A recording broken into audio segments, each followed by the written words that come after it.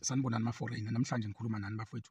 Uyongixolela umuntu ongasazi isiZulu, ngizocela athole i-interpreter ngoba angeke ngikhulume enye i-language. Ngoba ngizogcina ngingayikhulumi ngendlela lento engifuna ukuyikhipha ngaphakathi kumina, uyabona? Konke-ke la ukhona uzazi ukuthi uyi-foreigner legally or illegally. Awumamele le video, uthi ukuthatha inhliziyo yakho uyithathe uyibeke esayidini lobuntu, ulalele kahle. Wenze sure ukuthi umqondo wakho nenhliziyo uyarizina ngaphambi kokuba uphendule kule video before uzothuka le nhlambe enijwayele ukuyithuka omdidi wakho wathi sesikujwayele, yabo. Ngifuna ukwenza isibonelo ngelakho izwe leli ozalwa kulona. Ake ngithi ezweni lakho la ozalwa khona, wakhulela khona, ukulesimo esikusona la eSouth Africa. Ungakhetha ukuphuma kanjani kule nkinga ekhona? Ngiyafisa ube neqiniso deep down enhlizweni yakho, ukhuluma into eyiqiniso ongayenza uma ungase ezweni lakho njengoba uyi-foreigner nje, kube nalezi inkinga esinazo la eSouth Africa ey'thinta ama-illegal foreigner, yabona? Ake ngithi ezweni lakho bekunezimpi, ama-apartheid, zonke lezo zinto, kuliwa, nilwa inkululeko, uyabona? Ebese-ke siyafika isikhathi sokuthi niyayithola inkululeko. Uma seniyithola inkululeko, nithi niqeda ukuyithola nje inkululeko, nisathi niyaqala niya-relax-ke manje ukuthi hhayi-ke sekulungile. Ebese kuyaqala ezweni leni ukungena ama-illegal foreigner. Afike azogcwala eceleni kwemigwaqo, avule amashophu, adayisa ama-fruit, ama-veggie, yini konke nje ongakusho, aze azogcwala nakuma-pavement. Anikenzi lutho nina lapho. Nisahlela iy'nto zenu nje ukuthi ngoba nina kahle kahle emqondweni yenu nilindele okukhulu ngezwe lenu esenike nalilwela, ukuthi njengoba kade silwa ake sithole manje na ukuthi izwe lethu lithuthuke nathi siy'thuthukise. Ebese kuvele kuzogcwala abantu abama-illegal foreigner kuzo zonke lezo ndawo. Umthetho futhi awubavumeli ukuthi bakwenze lokho, kodwa bazokwenza. Kungakuphatha kanjani ukuthi niqeda nje nithola inkululeko ezweni lenu, kungena ama-foreigner ezodayisa ama-drugs, edayisela abantwana benu ukuthi babe yibotho, athengisele iy'ngane zamantombazane ama-drugs, zidakwe, beqede bezenze ama-sex worker, baqede bayithathe benze i-human trafficking. Kungakuphatha kanjani lokho? Kungakuphatha kanjani ukuthi ezweni lakho nithi niqeda ukuthola inkululeko kungena ama-illegal foreigner? Uma efike lawo ma-illegal foreigner afike ezweni lenu azokwenza i-fraud, azokwenza ama-heist, enze ama-robberies ezweni lenu. Kungakuphatha kanjani ukuthi ezweni lakho uthi ufuna umsebenzi e-restaurant noma ehhotela, ufike utshelwe ngemali engekho sezingeni lokukhokhelwa umsebenzi, nemali engekho emalungelweni okunikeza umuntu iholo. Ebese kuzoqashwa umuntu othi mina anginankinga, ngifuna noma imalini as long ngisebenza nje, oyi-illegal foreigner. Ebese wena ekugcineni kuthiwe phuma ngomnyango uhambe ngoba ufuna imali eningi, kusale i-foreigner liqhubeke lisebenze eli-illegal. Ungakuphatha kanjani ezweni lakho?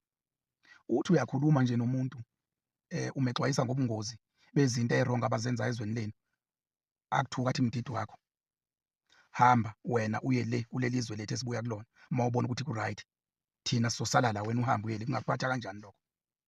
Kungakuphatha kanjani ezweni lakho uthi uyafika nje uyahamba estradini, uboshwa yiphoyisa eliyi-foreigner eli-illegal, eselithola amadokhumenti nge-fraud ala ezweni lakho, ebese li-apply-a lithola umsebenzi, likubophe ezweni lakho, kube kuyilona elidinga ukuthi liboshwe, lidiphothwe, kodwa lizobopha wena. Kungakuphatha kanjani lokho? Kungakuphatha kanjani ukuthi ezweni lakho kungena ama-illegal foreigner azokhuluma amazwi nje wokuthi bonke abantu abasezweni lakho they are stupid, abafundile, bamavila, out of ukucindezelwa ama-foreigner ngenxa yokuthi afuna iy'mali ey'ncane, ebese egcine kuqashwa wona, ebese abantu ekufanele ngabe bayaqashwa balapha ezweni lakho bengaqashwa. Kungakuphatha kanjani lokho? Kungakuphatha kanjani ukuthi ezweni lakho kufike nje ama-illegal foreigner, wena une-ID yezwe lakho eku-identify-ayo ukuthi ubani wakabani, uhlala kuphi. Kufika abantu eningazobazi ukuthi obani bakabani bakuphi. Bonke uma ngabe uhlangana nabo ubabuza ukuthi ubani, nguJohn. Bonke uma ubabuza, hawu ubani na wena? NguJohn, bonke oJohn. Uma ubabuza bonke, ubani wena? Hhayi, nguMamoni.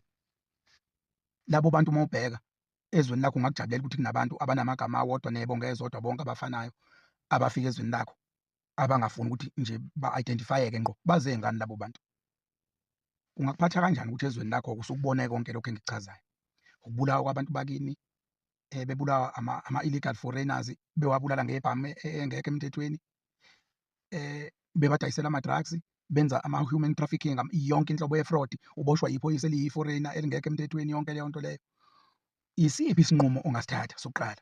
Angeke yini uthathe isinqumo sokuthi uthi labantu ngeke besithi siyabamukela kodwa manje sesiyabona ukuthi kahle kahle basenzile mabahambe. Angeke yini kukufikele lokho emqondweni wakho? After ukukufikela, uma uqala ureactor, angeke yini ukuphathe kabi ukuthi kuthiwa u-xenophobic uma ucomplain-ela into ongavumelekile ukuthi yenzeke ezweni lakho, nawe osabayo ukuyenza ngoba ubona ukuthi izobulala izwe lakho, kodwa umuntu oyi-illegal foreigner ongavumelekile ukuba kulelo zwe ayenze yena.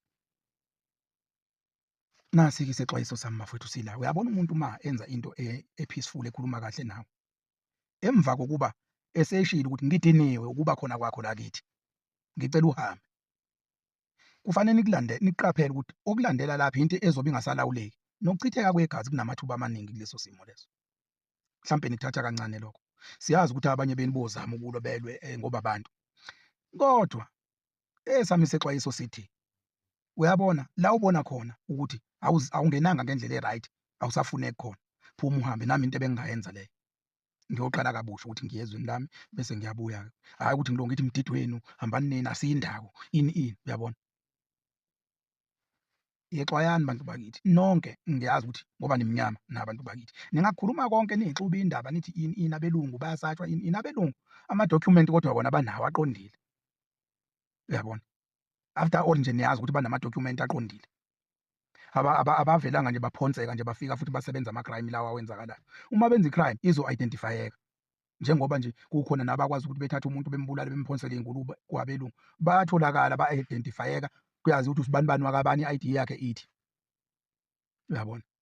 Yekani lento eniyenzayo, izokwenza ukuthi i-South Africa ibuyele emuva ekuchithekeni kwegazi, and futhi anifuni ukuyimela ngeqiniso lento lena, nisho ukuthi cha si-wrong, sangena ngendlela engekho emthethweni, asibuyeleni emuva siyoqala kabusha, nithi nizolo.